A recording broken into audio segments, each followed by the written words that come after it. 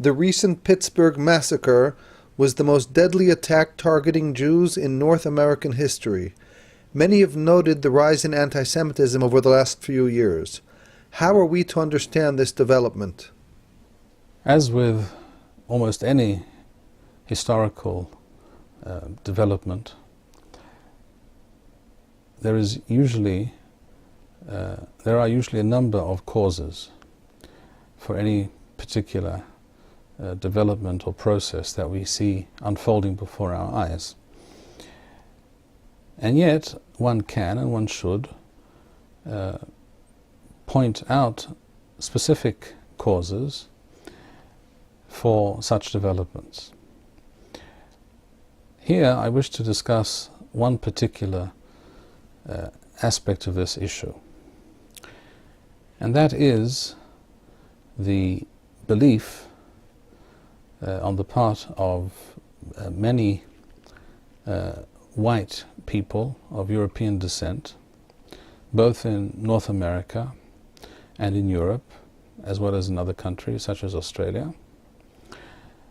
The belief of people of European stock that their nations, their countries, and their cultures, their civilizations are essentially on the chopping block, that their way of life, their values, the societal norms and systems to which they are used and to which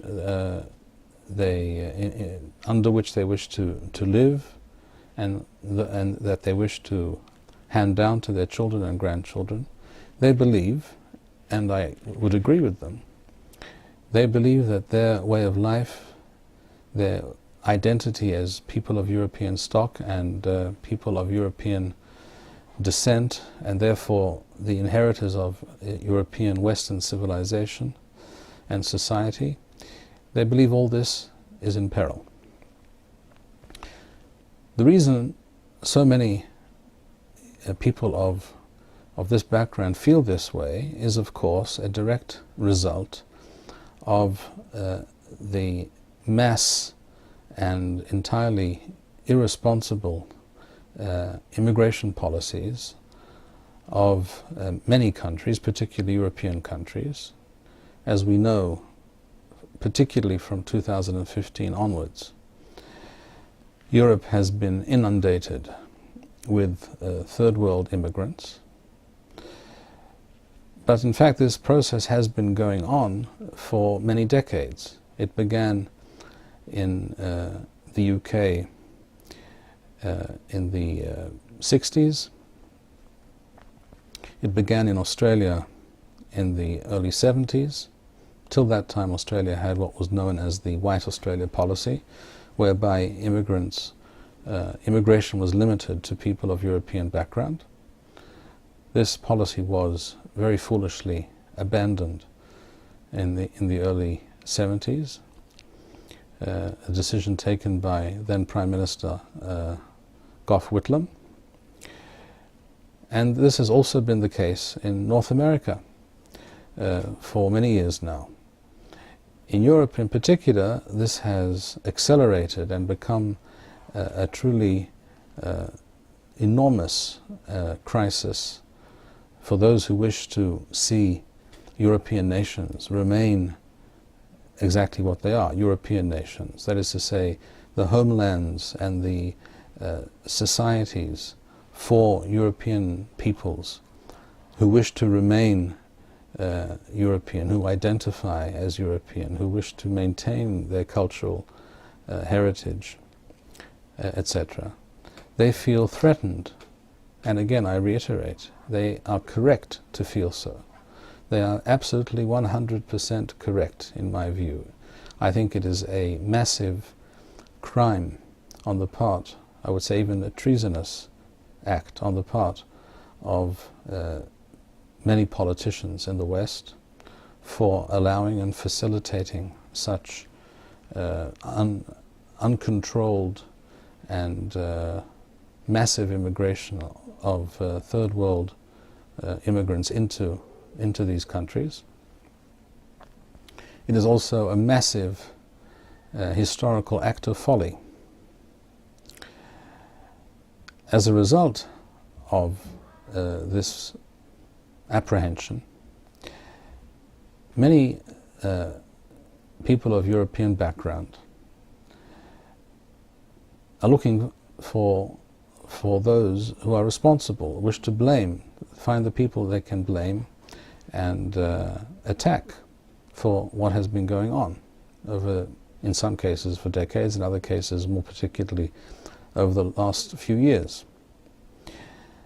And it is true, unfortunately, and I think this needs to be frankly admitted by Jews all over the world, that there are, without doubt, Jews involved in those movements and those organizations, very often NGOs, etc., who promote this phenomenon of third world immigration into the Western countries.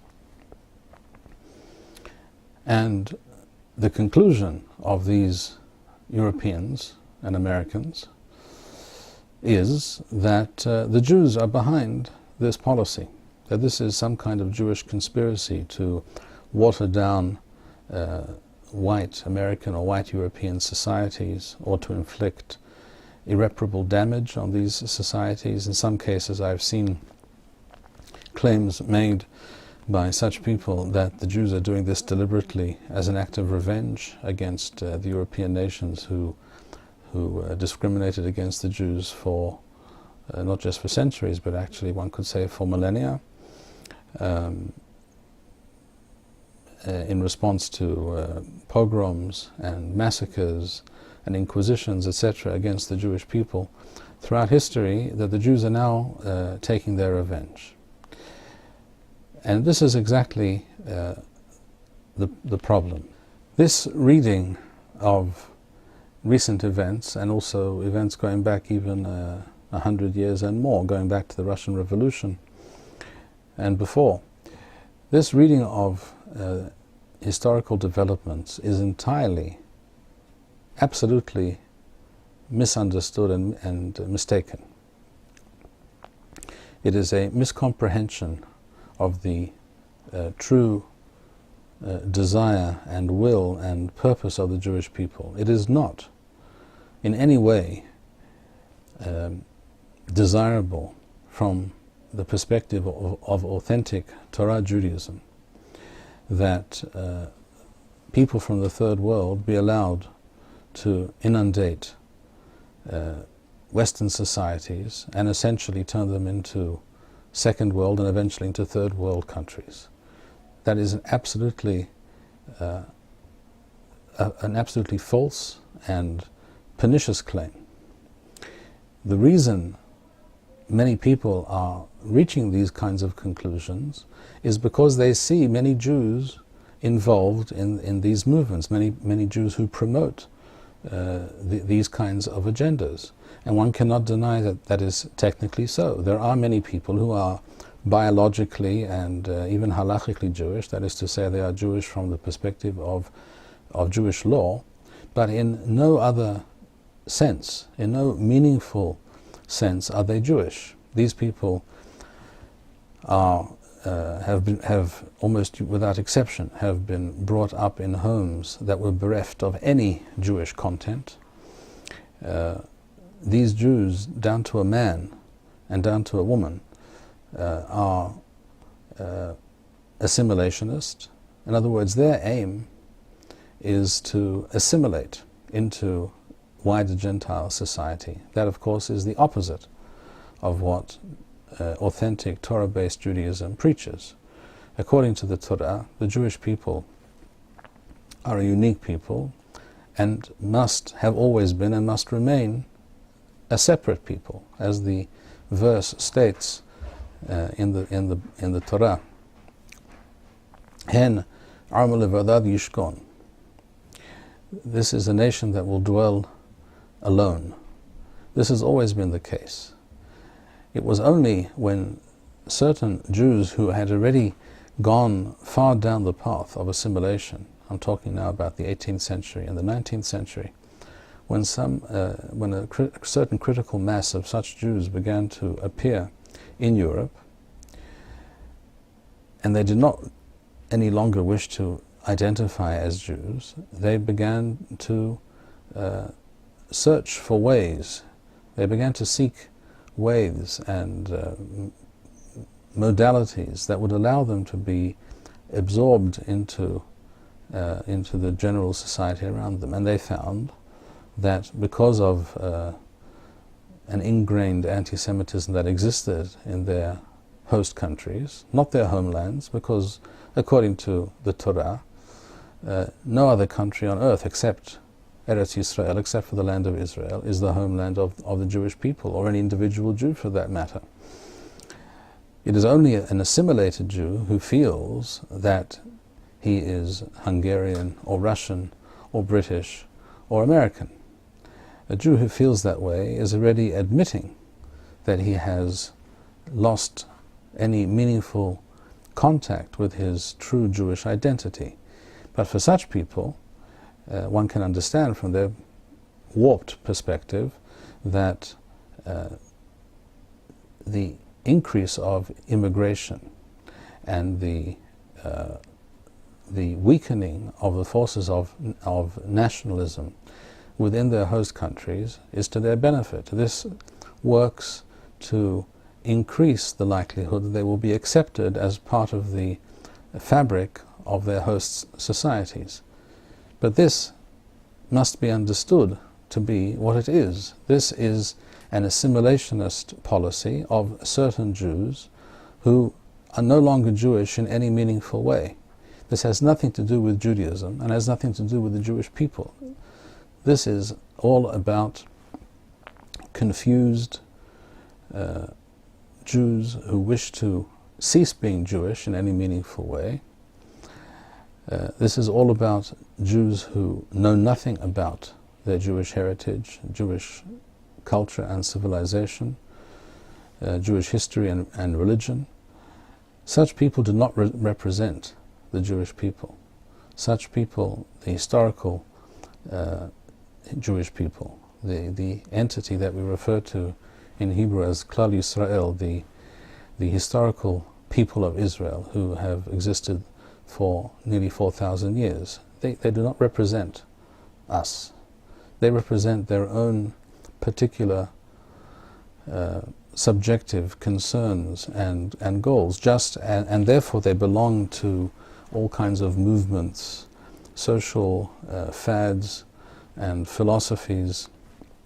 Essentially, we're talking about postmodernist cultural Marxism, which of course is based on, amongst other things, the essential concept that human beings should not identify according to their nationality or their national cultural background and inheritance, but rather human beings should identify according to old communist theory, economic communist theory.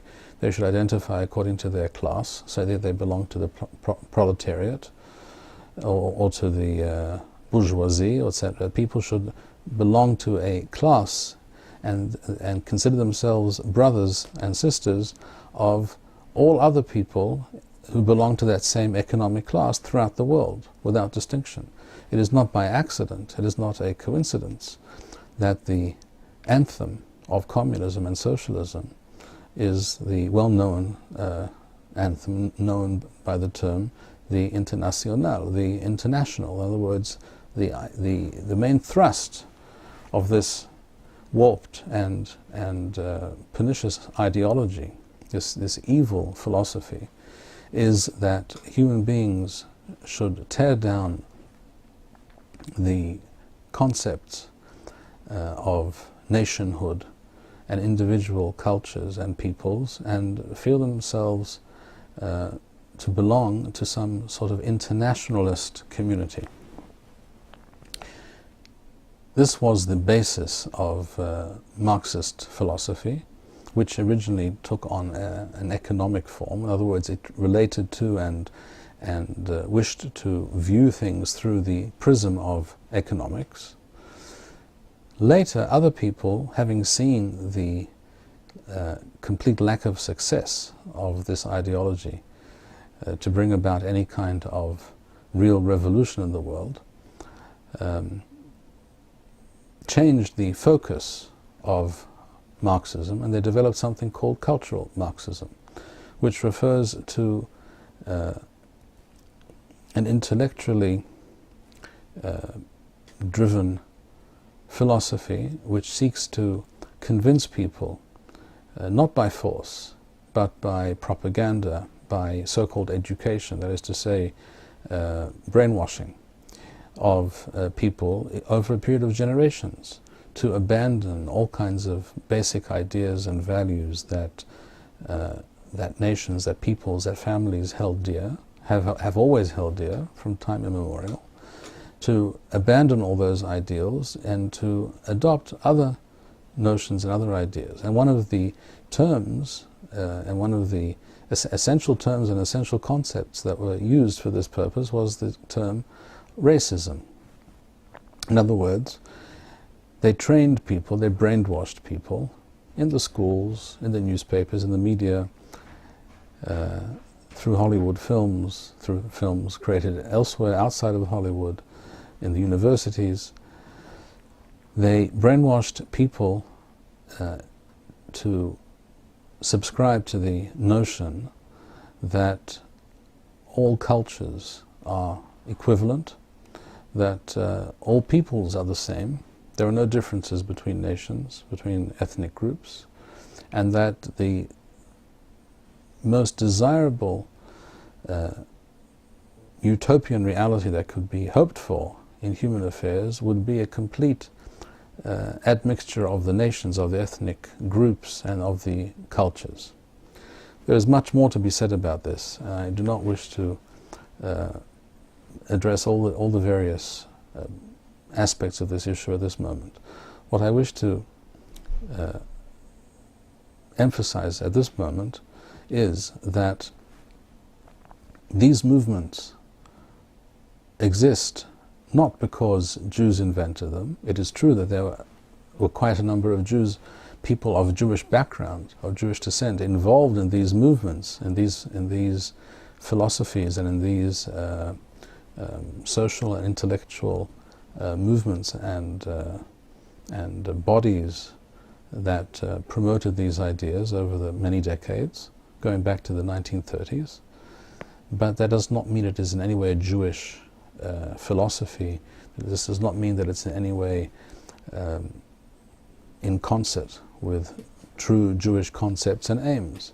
The true aims of the Jewish people are to see every nation, as I have pointed out in previous discussions, according to the Torah, nations should be defined according to their language, shared common language and history and culture and heritage.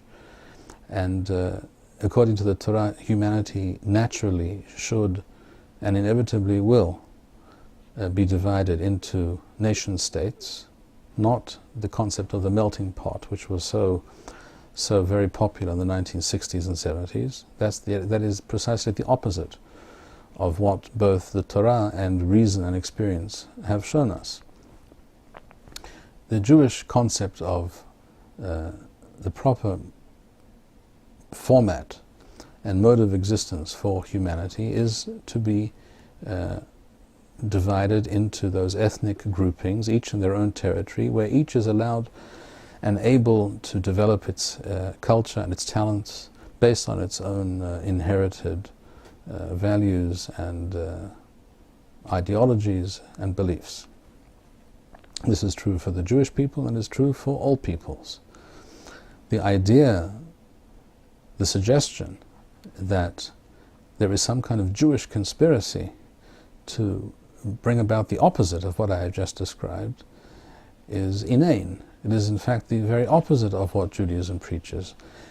The fact that a person who is of Jewish descent may subscribe to such ideas does not make it a Jewish philosophy, a Jewish outlook in any way, shape or form. This is simply a Jew who has lost his way and has joined many other people, some Jews and some non-Jews, who believe in this kind of vision for humanity.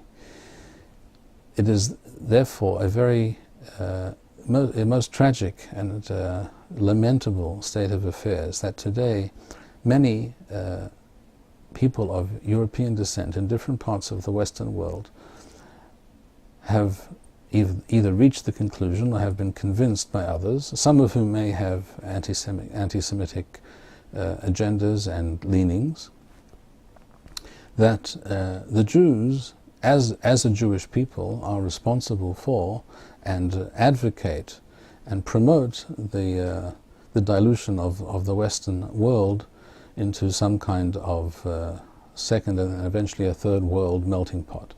This is not the Jewish vision for humanity. This is quite the opposite. I would agree entirely with those people in the West that the Western world should raise its borders and strengthen their borders against illegal immigration. Immigration policies should be reversed, and the indigenous peoples of the various Western nations should be allowed to live in their own homelands according to their traditional cultures and societal structures and belief systems. That is what should be done for the people in Europe. That is what should be done for the people of Africa. That is what should be done for all nations. The Jews are not responsible for the internationalist, cultural, Marxist, postmodernist agenda of these liberal, so-called self-appointed know-alls who believe that they will bring about a utopian future for humanity. Judaism is in fact opposed to all that these people represent. The production of these videos and maintaining this channel demands much time and money. If you enjoyed this video, please show your appreciation and support. To make a donation, please go to www.machonshilo.org and press the PayPal button which appears on the upper right-hand side of the home page. To sponsor a video or purchase Torat Eretz Yisrael, please write us at office@machonshilo.org.